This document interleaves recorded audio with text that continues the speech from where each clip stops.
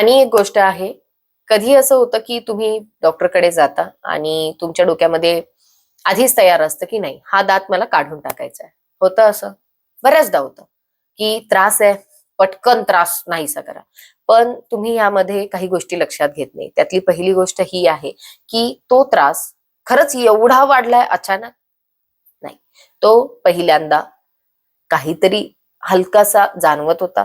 नंतर तुम्ही तो दुखायला लागल्यानंतर काही गोळ्या, औषधं किंवा कोणीतरी घरगुती उपचार सांगता असा प्रकार केला आणि त्याच्यानंतर जेव्हा सगळे पर्याय संपले, तेव्हा तुम्ही डॉक्टरकडे आलात आणि विचारताय की नाही आता याला काढून टाका.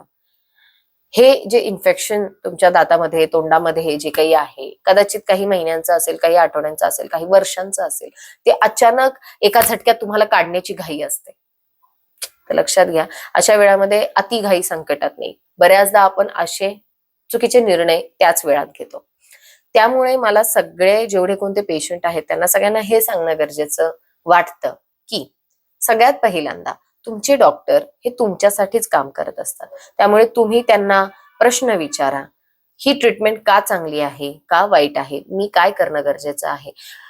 ह्या प्रश्नांच्या उत्तरांनंतरच तुम्हाला लक्षात येईल की फक्त लगेच दात काढणं हे काही सिंपल सोल्युशन जरी वाटत असलं तरी दात बसवणं, इम्प्लांट्स करणं, ब्रिजेस बसवणं हे तितकंच कॉस्टली आहे. म्हणजे तुमचा आताताईपणा उद्या तुमचा खिसा कापू शकतो. त्यामुळे तुम्हाला लक्षात घेणं गरजेचं आहे की कोणती ट्रीटमेंट तुमच्या वेळामध्ये करणं गरजेचं. दुसरी गोष्ट ही की जेव्हा डॉक्टर तुम्हाला सांगत असतात, तुमच्या प्रश्नांची उत्तरं देत असतात, तुम्हाला ट्रीटमेंट समजून सांगत असतात, तेव्हा कान देऊन ऐका की ते नक्की काय म्हणतायत.